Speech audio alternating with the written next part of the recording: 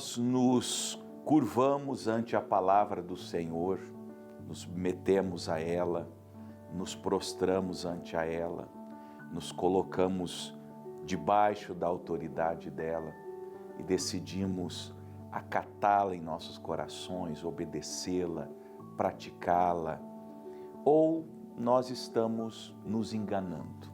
Essa é a grande verdade no que diz respeito às Escrituras, no que diz respeito ao Evangelho, no que diz respeito ao que está escrito.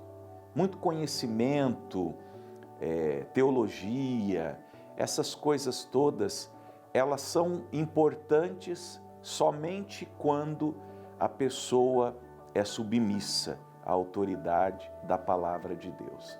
Caso contrário, é um conhecimento inútil. Saber a palavra de Deus, ter o conhecimento, entender as coisas espirituais, sem submissão no coração, sem a decisão da obediência, sem entender que a palavra é a autoridade máxima sobre as nossas vidas, é um desperdício até. E vai, na verdade, acarretar um juízo maior. Porque aquele que não soube, Jesus disse, aquele que não soube a vontade de Deus e não se preparou, vai ser punido com poucos castigos. Mas aquele que soube, que teve uma compreensão maior e vasta e não se aprontou, esse será digno de um castigo muito maior. Vamos ler um texto conhecido no meio cristão, no meio evangélico, e daqueles que já estão mais familiarizados com as Escrituras. Está em Tiago, lá no finalzinho da Bíblia, dos últimos livros da Bíblia, Tiago, capítulo 1, do verso 19 até o 25. Tiago 1, do 19 até ao 25. O Tiago está falando justamente sobre a prática da palavra de Deus, e ele escreveu: sabeis isto, meus amados irmãos, mas todo homem, todo ser humano, homem e mulher, seja pronto para ouvir, tardio para falar e tardio para se irar. Seria muito bom se nós fôssemos mais inclinados a ouvir. Obviamente, ouvir aqui é a palavra de Deus. Se os nossos corações estivessem mais dispostos a aprender, tal qual Isaías testemunha no capítulo 50 ali, mais ou menos, creio que para o versículo 4, ele disse: o Senhor Jeová me deu uma língua erudita, uma língua sábia, para que eu saiba dizer uma boa palavra ao que está cansado. Aí ele prossegue: Deus me desperta todas as manhãs, desperta os meus ouvidos, e eu, como aluno, não me retiro para trás. Sou como aqueles que aprendem, sou como um aluno que vai à escola, que se assenta e que fica atento ao que o professor está ensinando. Só fala quando há uma dúvida. E aí sim, nós questionamos e perguntamos: Deus, como é isso? Lembra de Maria, quando o anjo vem e traz a revelação de que ela seria mãe? E aí ela questiona, não como quem duvida, não como quem descrê, mas como quem não entendeu aquela revelação. Ela diz ao anjo: como será isso? Visto que eu não conheço varão, eu sou uma mulher virgem, eu nunca tive uma relação. Aí o anjo diz para ela: descerá sobre ti o Espírito Santo, e a sombra do Onipotente te cobrirá. A conversa termina com ela dizendo: eis aqui a tua serva, cumpra-se em mim segundo as tuas palavras. Meus amados irmãos, minhas amadas irmãs, quando nós seremos assim? Como Isaías, como Maria, como os verdadeiros servos e servas de Deus. Prontos para ouvir, prontos para acatar, dispostos a obedecer qualquer que seja o mandamento, mesmo aqueles mandamentos que nos contrariam, Eu não vou ser aqui um hipócrita, um fanfarrão e dizer para você que toda a palavra de Deus é uma palavra num primeiro momento aprazível. Não, às vezes a palavra de Deus me contraria. Às vezes Deus me dirige em coisas que eu não quero fazer, mas eu sou submisso, eu preciso ser submisso. E se for para falar, Ele manda que eu seja pronto para ouvir, tardio para falar. Se for para falar no sentido de dizer alguma coisa, de questionar, eu vou dizer, Senhor, me ajude, não consigo obedecer. Talvez alguém me assistindo agora, para você é difícil a obediência no que diz respeito à santidade, ou ao amor ao próximo, ou à empatia, ou à generosidade. É difícil para um avarento ser generoso. É difícil para uma pessoa acostumada à promiscuidade agora viver uma vida santa e casta. Eu imagino que seja difícil. Vocês que estão agora sendo evangelizados pelo Paraná na Graça e que vivem uma vida de devassidão, de prostituição, seja lá o que você faça nessa área, remuneradamente ou não, você está me entendendo? E aí o Evangelho te chama à santidade, o Evangelho te chama à pureza, e você diz, mas o que eu vou fazer da minha vida? Como que eu vou ganhar o meu pão, se para ter o meu pão eu preciso fazer o que eu faço?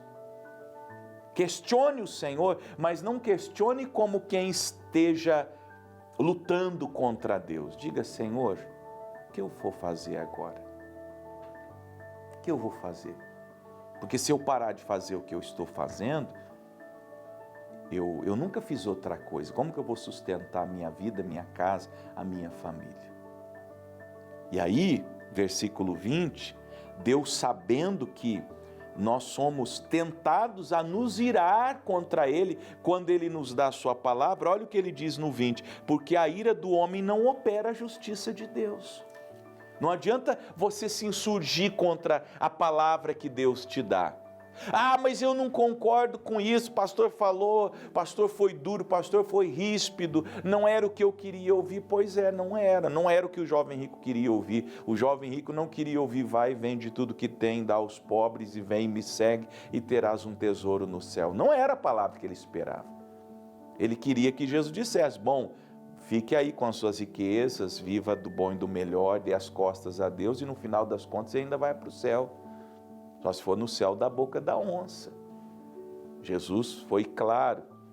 Quer segui-lo? Então você todo dia nega a si mesmo e tome a sua cruz. Aí você pode seguir Jesus. Se você não negar a si mesmo, não tomar a sua cruz, você não pode ir após Jesus. Por isso que eu não entendo, e as igrejas modernetes, elas pregam que a pessoa pode continuar bebendo, ela pode fazer tatuagem, ela pode desfigurar o seu próprio corpo, pode tudo, só não pode ir para o céu. Não há negação de si mesmo. Veja, você mesmo, você que foge das igrejas bíblicas, dos pastores que pregam a palavra e fica amontoando doutores segundo a sua própria concupiscência, você quer uma porta larga, mas Jesus diz, a porta larga vai te conduzir ao inferno. Submeta-se à palavra e nunca fique irado quando você ouve a genuína e sã palavra de Deus. Nunca. A ira do homem não opera a justiça de Deus. Então, como é? Versículo 21. Pelo que? Veja, eu estou recebendo a palavra, atento, submisso, resoluto, disposto a obedecê-la. Se for para falar, eu vou questionar o Senhor no sentido de me ajuda a minha incredulidade, eu sei que esse é o caminho, não vou mirar, não vou ficar revoltado com o pastor que me prega o evangelho, nem com as escrituras, nem muito menos com Deus. Ao mesmo tempo, eu vou rejeitando toda a imundícia e o acúmulo de malícia, recebendo com mansidão a palavra em mim enxertada, a qual pode salvar a minha alma. O mandamento de Deus é para salvação. Eu acho que é pelo Salmo 71, versículo 3, o salmista diz assim: deste um mandamento que me salva. Quando Deus nos dá um mandamento, às vezes Deus te dá uma palavra hoje, Ele está te livrando de um perigo futuro. Lembra quando Deus mandou um profeta lá na casa de Jeroboão para repreender os pecados de Jeroboão? Deus falou assim, vai por um caminho, volta pelo outro e não para comer na cidade. Aí ele foi, deu a palavra, cumpriu a missão. Só que ele não cumpriu a missão do jeito que Deus mandou, porque ele sentou cansado. Deus falou, como diz minha mãe, vai num pé e volta no outro, não fica bancando o bobo não.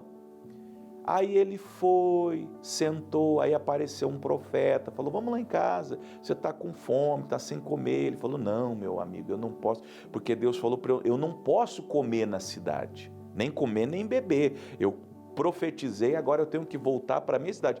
É um propósito em jejum. Deus deu uma missão em jejum. Aí ele se deixou persuadir, comeu. Na hora que ele estava voltando, um leão encontrou ele e matou ele.